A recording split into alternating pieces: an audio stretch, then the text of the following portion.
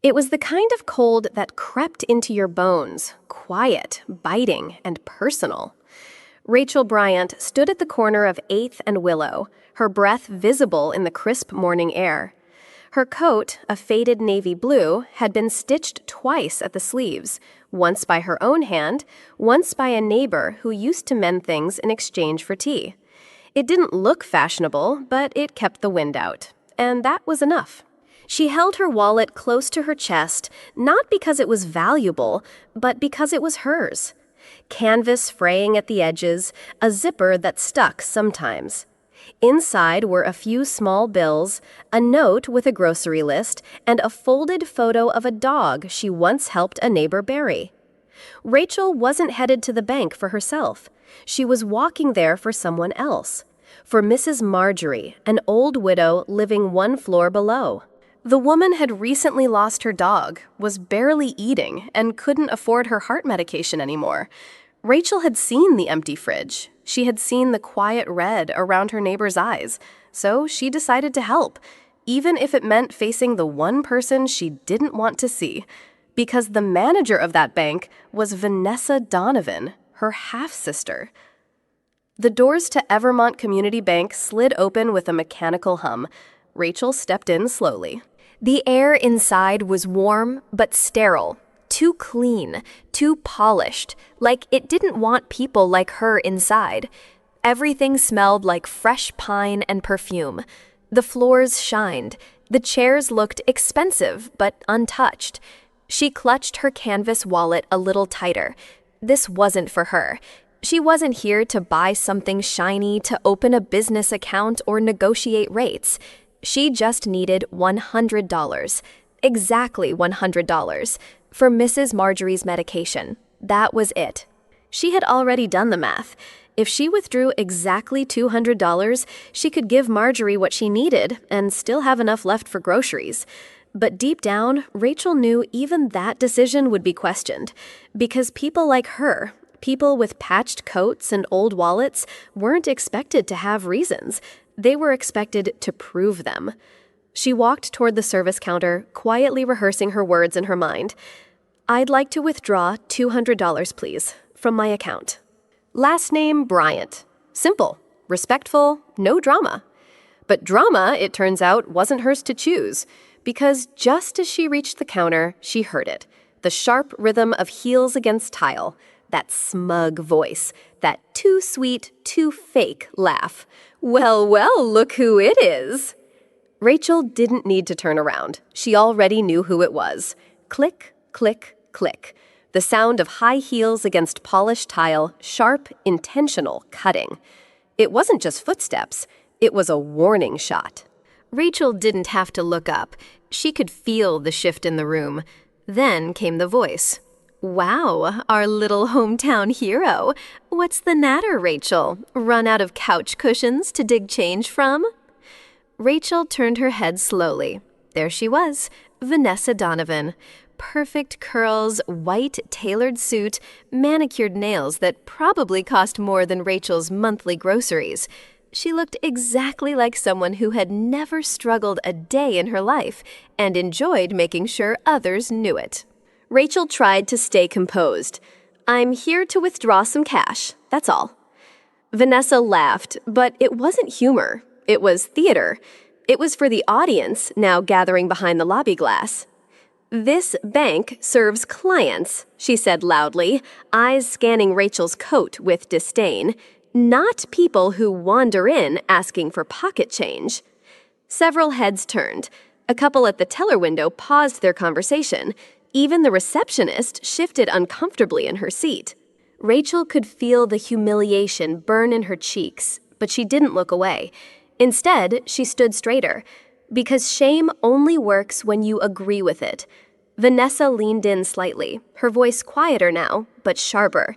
"Rachel," she said with a syrupy smile, "we're family. You should know better than to humiliate yourself like this in front of strangers." The words were soft, but they hit like a slap.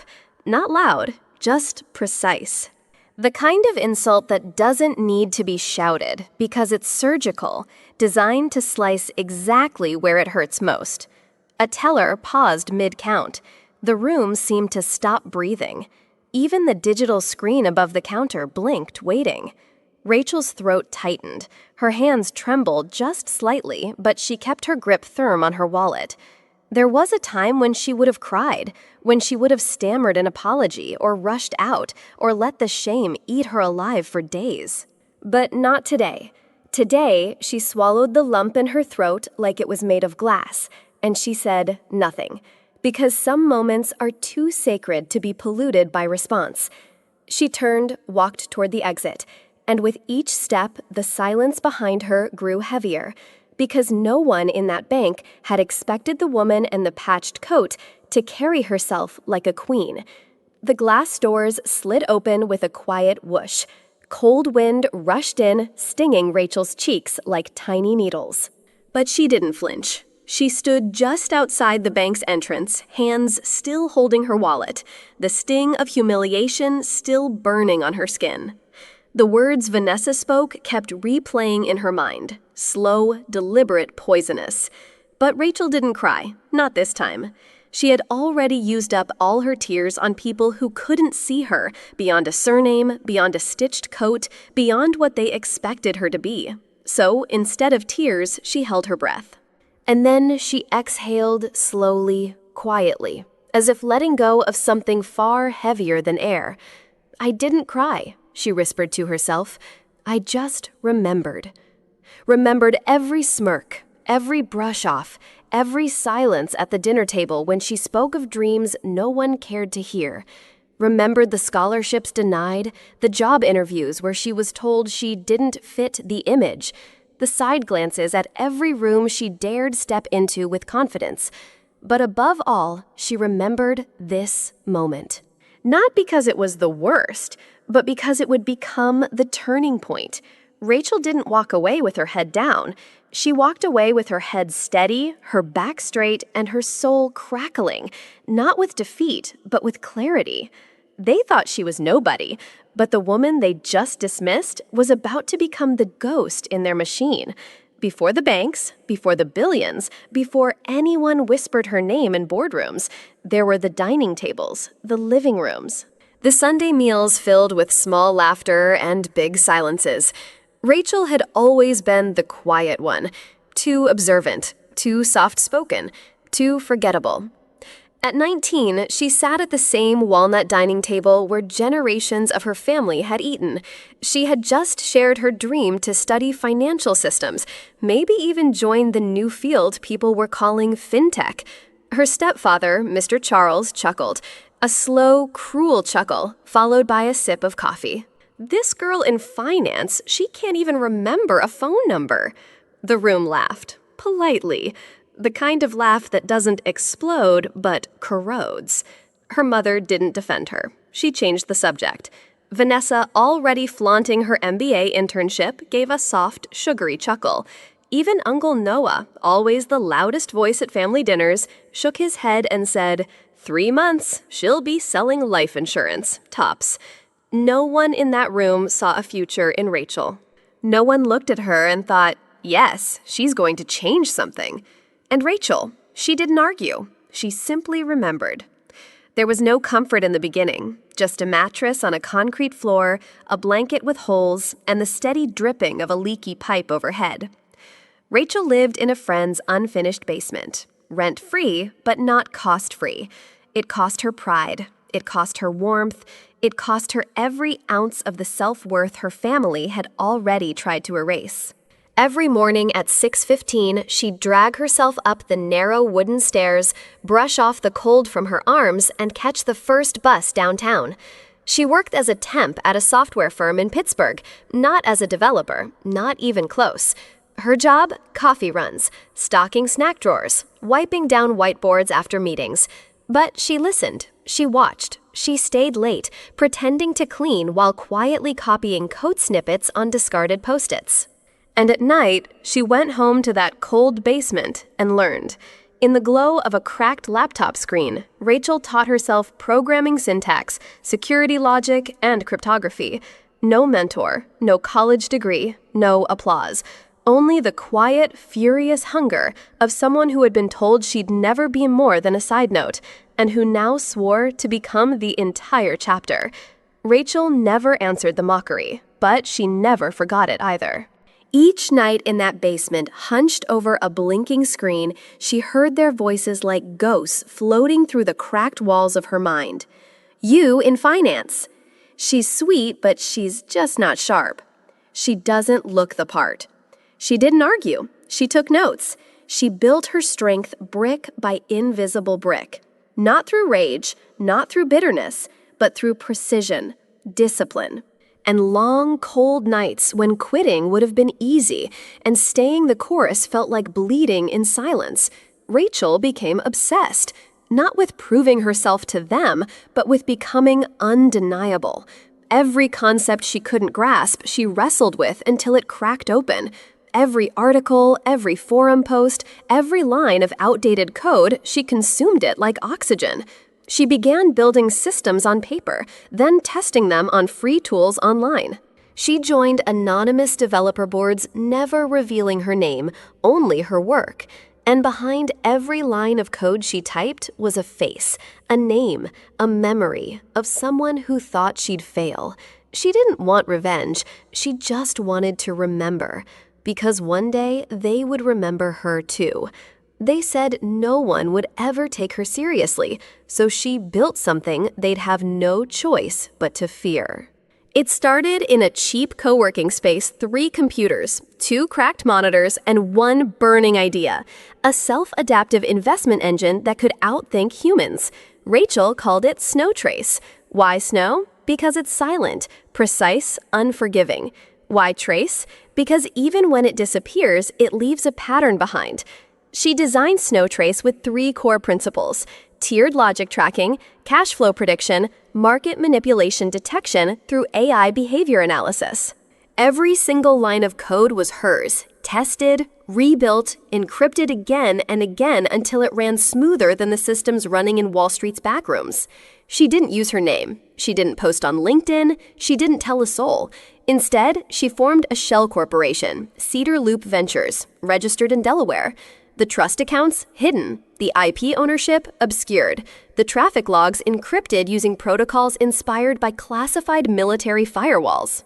And through it all, Rachel never stepped into the spotlight, because true control doesn't need applause, it just needs access. Rachel Bryant never gave a single interview. No cover stories, no podcast appearances, no photos with venture capitalists, no women in tech panels. She didn't want to be seen. She wanted to be felt. By the time she turned 32, Snow Trace had silently spread across 12 countries. Its assets under management, over $700 million. Its public identity, a ghost wrapped in legal fog. She became the unseen hand behind high-yield portfolios, risk-managed hedge funds, and liquidity infrastructures most banks didn't even realize they were tied to. And yet, no one said her name, not because they couldn't find it, but because it never appeared anywhere. Rachel operated under an alias, E. Ward, a name inspired by her grandfather's middle name and a wild bird she once rescued. Her ownership was layered under offshore trusts, tech holding companies, and confidentiality agreements that required 6 months of decoding even with subpoenas. She had no PR team, she had no LinkedIn profile, she had no family to impress. What she had was control. The kind that didn't scream. The kind that sat in rooms she never entered and still made decisions. Wednesday, 9:43 a.m. The same bank, the same glass doors. But this time, the air changed before Rachel even stepped in. A charcoal gray Lincoln pulled up to the curb. Smooth, clean, quiet. From it stepped a woman in a tailored suit the shade of polished steel, sharp lines, soft power. Her hair was tied low in a sleek bun. No earrings, no ring, no symbols of excess, just intentional silence. In her hand, a slim black leather bag. In that bag, a single folder. And inside the folder, a triple encrypted QR code that could make or unmake entire institutions. Rachel didn't smile as she walked up the front steps. She didn't have to, because this wasn't a visit. This was a reckoning. And the building that once watched her walk away in shame now braced itself for the women it didn't recognize anymore. The lobby looked the same: polished tile, fake mint scent, soft music meant to soothe, but nothing felt soft. Rachel stepped inside. The receptionist, new, probably early 20s, smiled nervously. "Good morning, ma'am." "How can I help you?" Rachel's tone was even composed. "I have an appointment. It's under RB, representative of Rainwell Capital Holdings." The girl's fingers hesitated on the keyboard. Then the screen blinked. Once, twice, 3 times. Red, flashing, priority override alert. Her eyes widened. I need to get the manager." 20 seconds later, Vanessa, now in a berry-toned blazer, appeared. Confident, polished, still smug. But that expression evaporated when she saw the face standing before her. "Rachel?" Rachel didn't answer. She simply handed her the black folder. Vanessa reached for it, lips parting to speak, but the receptionist gasped. "Ma'am, the system just triggered a platinum tier override. The QR code is real. It's requesting access to a trust account over $900 million. The entire floor froze. A silent second stretched like a blade in the air. Red lights pulsed on every monitor. The building locked. Transactions paused. And for the first time ever, Vanessa had no words. Vanessa's hand dropped from the folder like it had burned her. Her voice, once full of bite and charm, now cracked under the weight of confusion. "Wait, what is this? Who are you?" Rachel didn't blink. She looked her sister in the eye and said calmly, coldly, "I'm the one you called a beggar." Silence. Pure. Heavy. Electric. The receptionist stopped typing. The customers sat frozen in their leather chairs. Even the security guard near the entrance took a step back. Vanessa's mouth opened, then closed. She stared at the name on the screen. Rachel E. Bryant, Verified Platinum Trust Authority. A name that meant nothing to her until now. I didn't know," Vanessa stammered. "Rachel, this is a misunderstanding." Rachel tilted her head. No rage, no panic, only a voice razor sharp in its restraint. "You didn't know? That's the problem. You never cared to know." Rachel stepped forward slowly, deliberately. Vanessa instinctively took a step back. "I'm the one who deposited $1.2 billion into this system," Rachel said, voice like still water over ice. "No one knew, because I didn't need them to." The room tensed. The receptionist gasped. A regional VP peered over the mezzanine, stunned into stillness. Vanessa blinked rapidly, shaking her head. No, that's not possible. That's not you." Rachel opened the folder, pulled out a single page. At the top, Rainwell Capital Holdings Strategic Transfer Authorization. Signed, sealed, timestamped. Under it, a deposit history with asset trails from multiple international accounts. The name at the bottom, Rachel E. Bryant, holding platinum-level execution rights. She didn't raise her voice. She didn't smile. She just looked Vanessa straight in the eye and said, "You treated me like I was invisible. But I've been the system your bank depended on for the last 4 years." Rachel stepped past Vanessa. No eye contact. No final jab. Just silence. Inside the executive conference room, 2 security guards stood at attention. The table was long-lined with leather chairs. A touchscreen monitor blinked softly at the head. She set down the folder, typed in the second-tier authorization code. Enter. A loading circle spun. Then the screen turned white.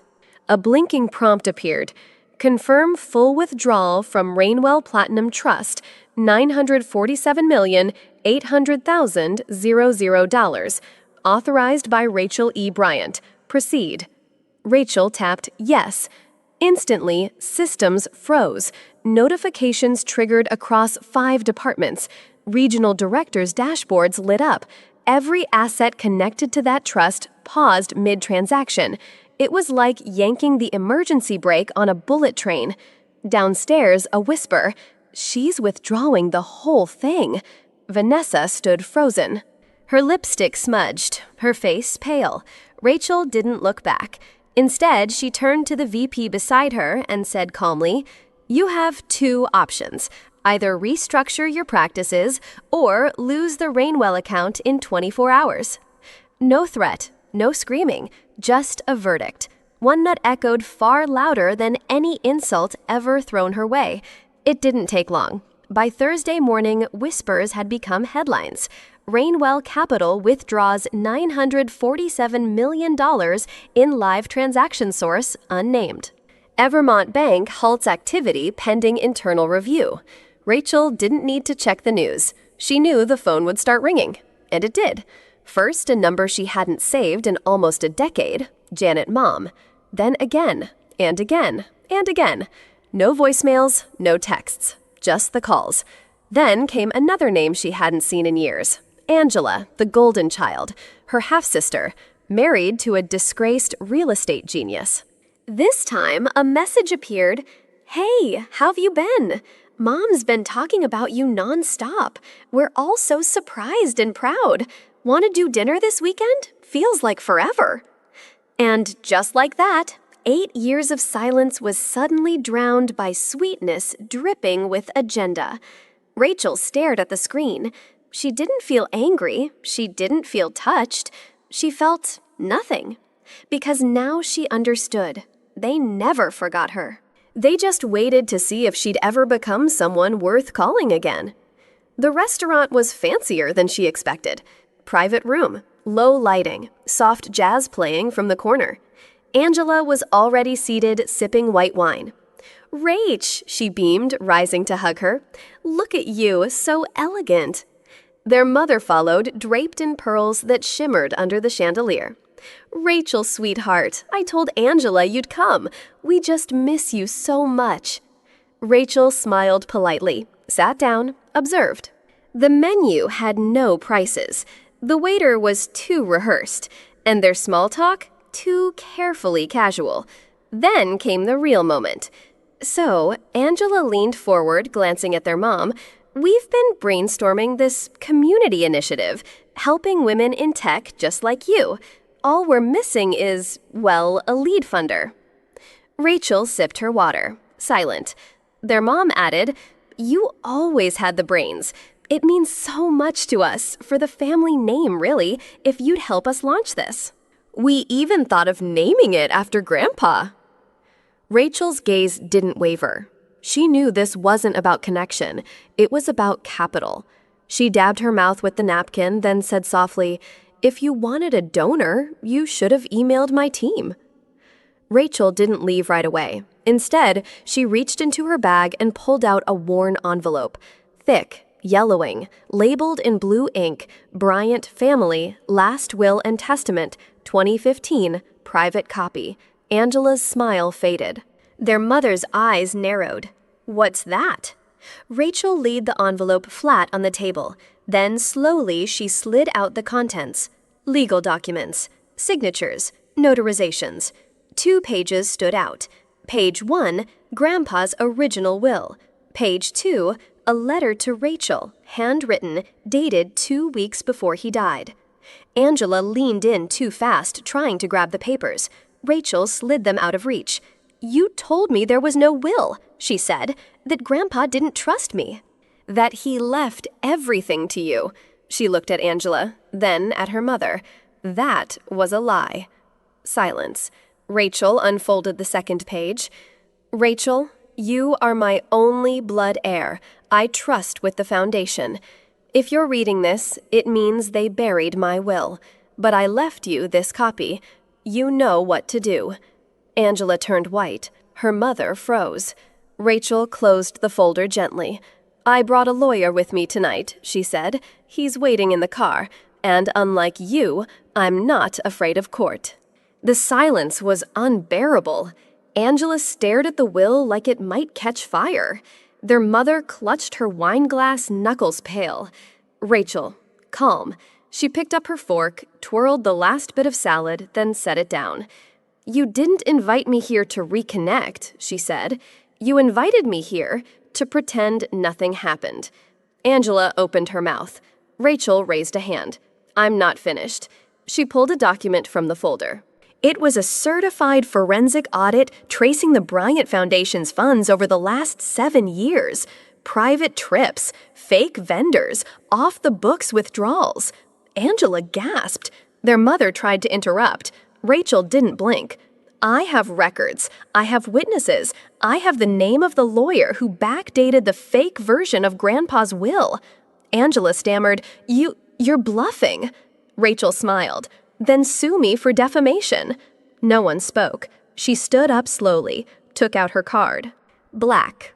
Embossed. One word, snow trace. She dropped it next to the bill. "Dinner's on me. It might be the last free meal you'll have in a while." Then she turned and walked away, not once looking back. The door to the restaurant swung shut behind her. But Rachel wasn't done. Outside, a man leaned against a black sedan. Sharp suit, briefcase in hand. Her attorney.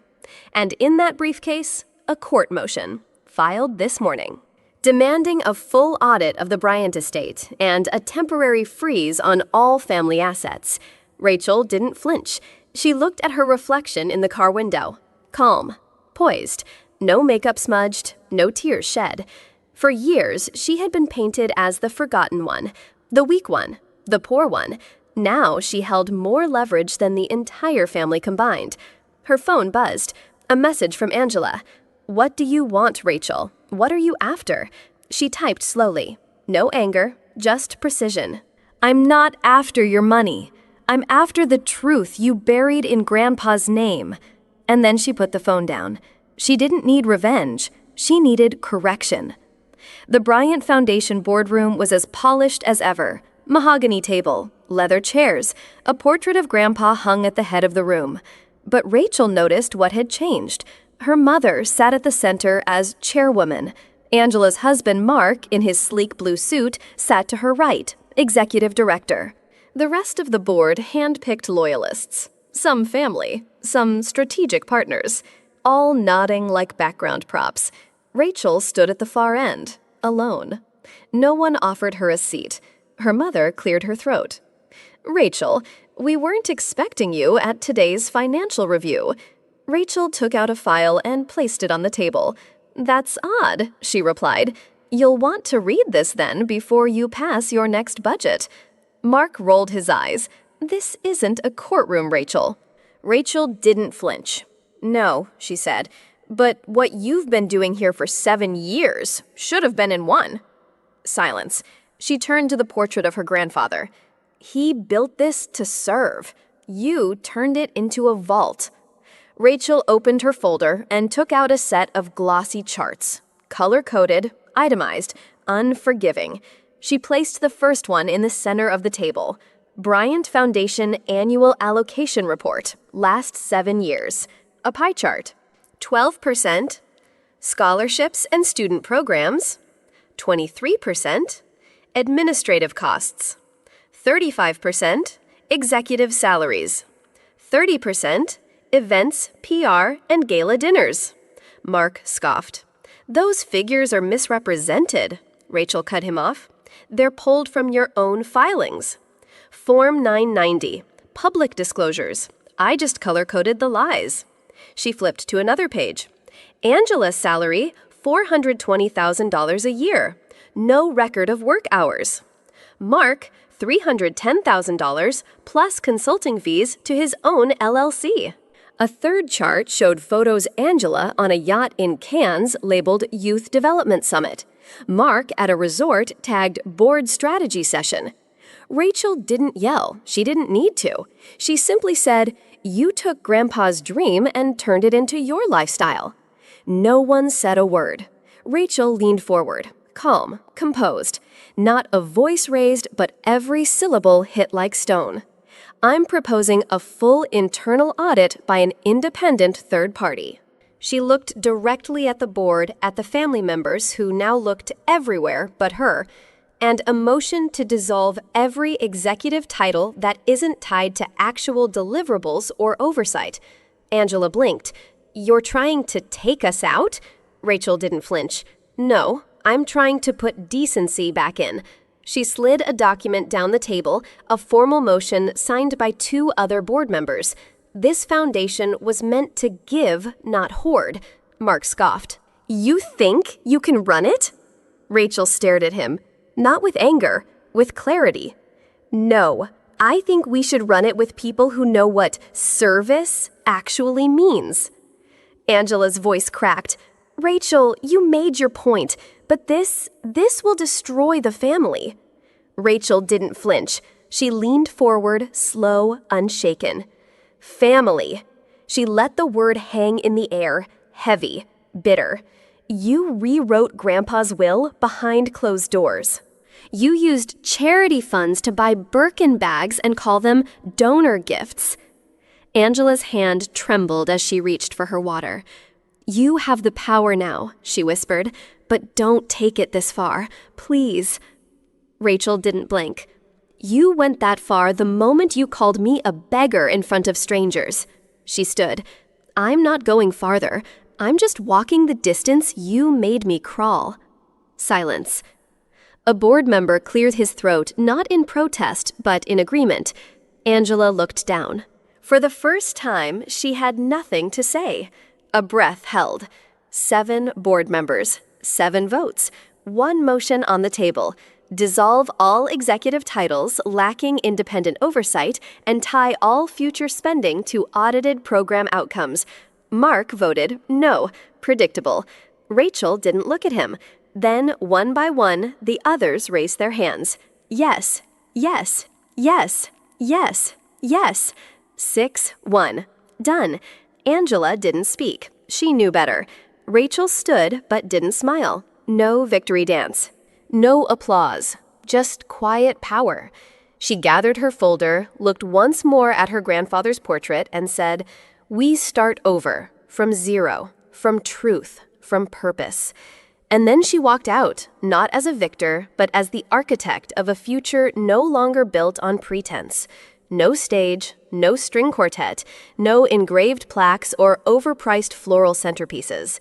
The room was quiet, intimate, a small rec center on the east side of town where young girls huddled over laptops and notebooks.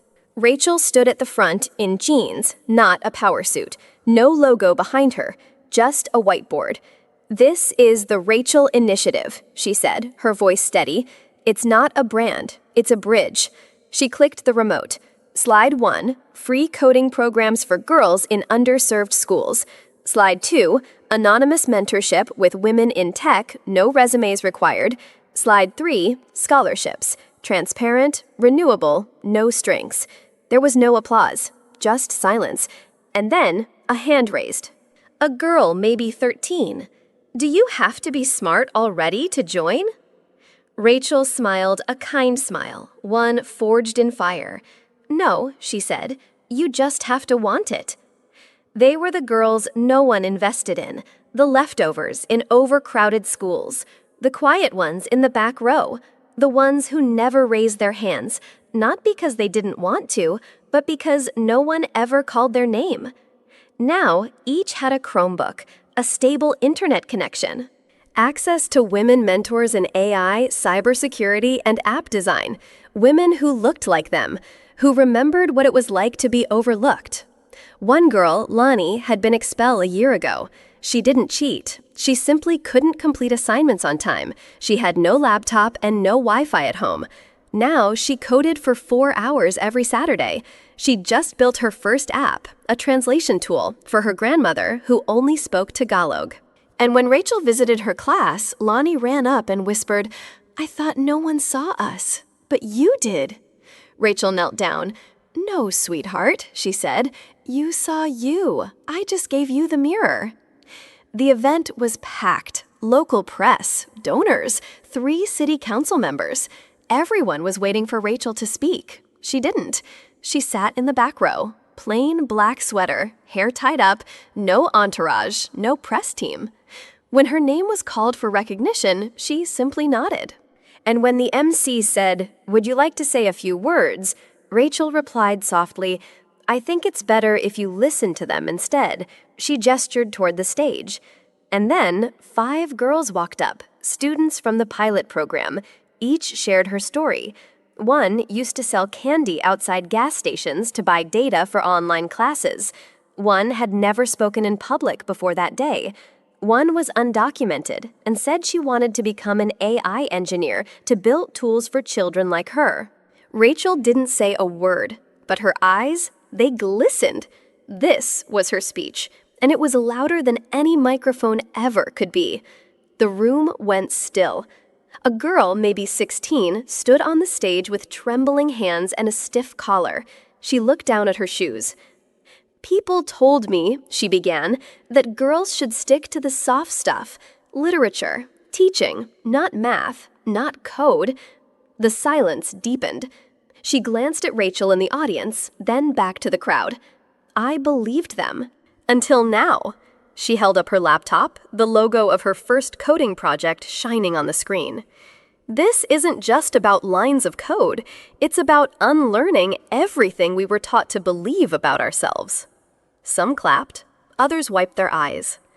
Rachel, she didn't clap. She simply stood up and gave the girl the kind of nod that only one survivor gives another. The articles came pouring in. The anonymous billionaire who built a tech army of girls. Rachel Bryant, the coder who hid in plain sight. No degree, no spotlight, just results. They all wanted the exclusive. CNN, Forbes, TechCrunch, even Time. Rachel, she answered none of their calls. She was too busy watching a 14-year-old present her AI project on stage, a tool that identifies fake scholarship scams and reports them automatically. She was too busy walking the hallway of a school in Detroit where her program just launched, not with a ribbon cutting, but with a quiet meeting with the janitor to make sure the Wi-Fi would stay stable for the girls. She was too busy living a life that no longer needed applause. She didn't need to prove she was capable, not anymore. She had already proven the point, not through words, but through lives transformed. And as she watched one of her students, the shyest girl of the cohort, raise her hand with confidence for the first time, Rachel simply smiled, because that finally was enough. No press release, no farewell party, no final statement on legacy, just a one-line email from her mother's attorney. Effective immediately, Angela Bryant has stepped down from all positions. The audits had come quickly, triggered by Rachel's evidence. Dozens of transactions flagged, fake invoices. Luxury retreats billed as educational development. $84,000 paid to a consulting firm registered under her uncle's name, no address. Rachel didn't gloat. She didn't even attend the final board meeting. She just watched from her office as notifications came in. Angela Bryant resigned. Marcus Bryant removed by vote. Bryant Family Trust frozen pending forensic review. For the first time in decades, the foundation belonged to no one. And that was exactly what Rachel wanted. A space that didn't serve power. A space that served purpose. No more marble floors. No custom nameplate. No high heels echoing through a tower of glass. Vanessa now works behind a plain desk. In a town with one diner, one church, and a population small enough that the bank closes at 3 p.m. She didn't get fired, not technically, but after what happened, no major branch would touch her. Her resume still read Branch Manager, Urban District. But now she takes lunch breaks outside, sitting on the curb, sipping dollar coffee from a styrofoam cup. She doesn't talk about Rachel. Not anymore. The staff here don't know the full story, only whispers. But sometimes, when a single mom walks in holding a child, asking to waive a late fee, Vanessa nods and says quietly, "It's okay, I've been there." Vanessa sent a message. Not long, just one sentence.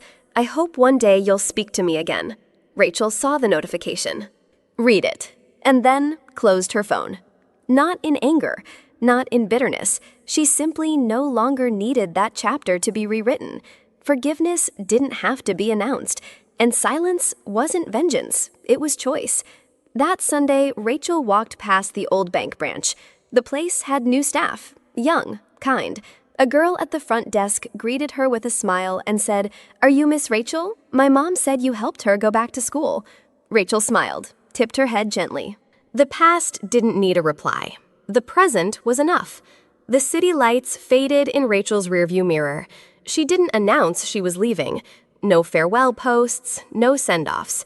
Just one cardboard box left at the gate of her old school, filled with textbooks, handwritten notes, and a single letter that read, "For the next girl who thinks she isn't enough." That night, as she sat in a small-town cafe 2 states away, her phone buzzed. It was a message from a student. No emojis, no fluff. Just 12 words that made Rachel's eyes sting. "You were the first person who made me believe I had worth." Rachel didn't reply. She didn't need to. She simply closed her eyes and let the truth settle in. Sometimes the loudest legacy is the one whispered quietly from one girl to another. There were no emails, no boardrooms, no passwords to reset, just the breeze off the lake, the rustling of leaves, and the solid, quiet presence of the oak tree she'd sat under every summer as a child. Rachel had no titles now, no CEO, no founder, just Rachel. She watched the sunlight dance on the water. A dog barked somewhere across the hill. A dragonfly skimmed the surface. And for the first time in a lifetime that had been defined by noise, by battles, by silence swallowed instead of spoken, she breathed, fully, freely, without waiting for permission. This wasn't retirement. It wasn't escape. It was something rarer. A woman at peace, not because she walked away from the world, but because she finally knew the world could never define her again. The world may judge you by how you look, where you're from, or how little you seem to have. But what truly defines you is how silently you choose to rise. Rachel never shouted back. She never begged for validation. She built, she gave, and she walked not with revenge, but with purpose. Your worth doesn't need a spotlight. It just needs to be known by you. And one day, in the quiet moments by a lake, under a tree, in the eyes of someone you helped, you'll realize you never needed permission to be powerful. If this story moved you, if you've ever been underestimated, overlooked, or quietly rising, then this channel is for you. Subscribe to Through Her Eyes for more powerful stories of women who chose purpose over noise, dignity over drama, and truth over silence. Because sometimes the strongest voice is the one that never needed to shout. Don't forget to like, comment, and turn on the notification bell. Let's rise together.